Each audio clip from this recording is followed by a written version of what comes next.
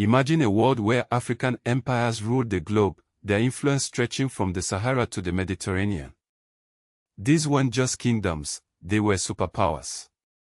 Today, we embark on a journey through the rise and fall of Africa's greatest empires.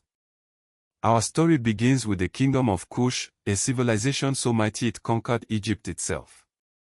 Around 1070 BC, the kingdom of Kush emerged in what is now Sudan. Known as the land of the gods, Kush was rich in gold, ebony, and exotic goods.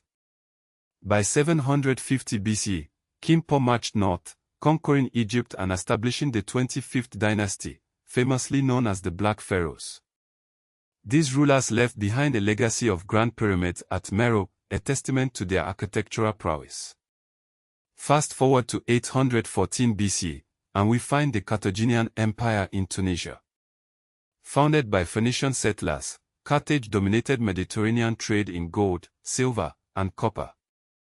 Its most famous leader, Hannibal Barca, famously led elephants across the Alps to challenge Rome. Despite 3 Punic Wars, Carthage fell to Rome in 146 BC. Next, we travel to the kingdom of Aksum in Ethiopia and Eritrea. Flourishing from 100 CE to 940 CE, Aksum was one of the first Christian states, adopting Christianity in the 4th century under King Ezana. Aksum minted its own gold coinage, a rarity outside Rome, and controlled Red Sea trade routes to India. By 700 CE, the Ghana Empire rose in West Africa, controlling the lucrative gold sword trade. Its wealth came not from owning mines but from taxing trade. However, by 1240 CE, the Ghana Empire fell to the rising Mali Empire. The Mali Empire, founded by Sundiata Keita after the Battle of Corina in 1235, became one of the largest empires in history.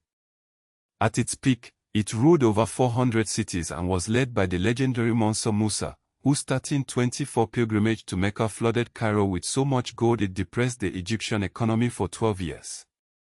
By 1464 CE, the Songhai Empire emerged, surpassing Mali in territorial extent.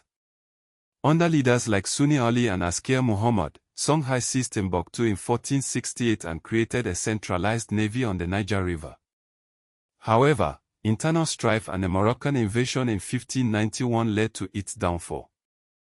Meanwhile, in southern Africa, the Kingdom of Zimbabwe built the Great Zimbabwe Stone Complex, an architectural marvel made without mortar. This Shona kingdom lasted for 400 years, defying European assumptions about African capabilities. In Central Africa, the Congo Kingdom, founded around 1390 CE, thrived until civil wars and Portuguese colonization absorbed it into Angola by 1914. The 17th century saw Queen Zinga of Ndongo and Matamba lead a 30-year resistance against Portuguese colonization, using guerrilla tactics and alliances with European rivals. These empires were not isolated. They were central to the global economy, controlling trade routes that connected Africa to Europe, Asia, and the Middle East. Cities like Timbuktu became centers of learning, with libraries housing hundreds of thousands of manuscripts on astronomy, law, and medicine. Today, their legacies live on. Modern nations like Mali, Senegal, and Zimbabwe trace their borders and cultural identities to these ancient empires. Figures like Mansa Musa and Queen Zinga remain symbols of African wealth and resistance. So, the next time someone claims Africa had no history, you know better. The African empire story is one of innovation, power, and resilience, shaping the world as we know it today.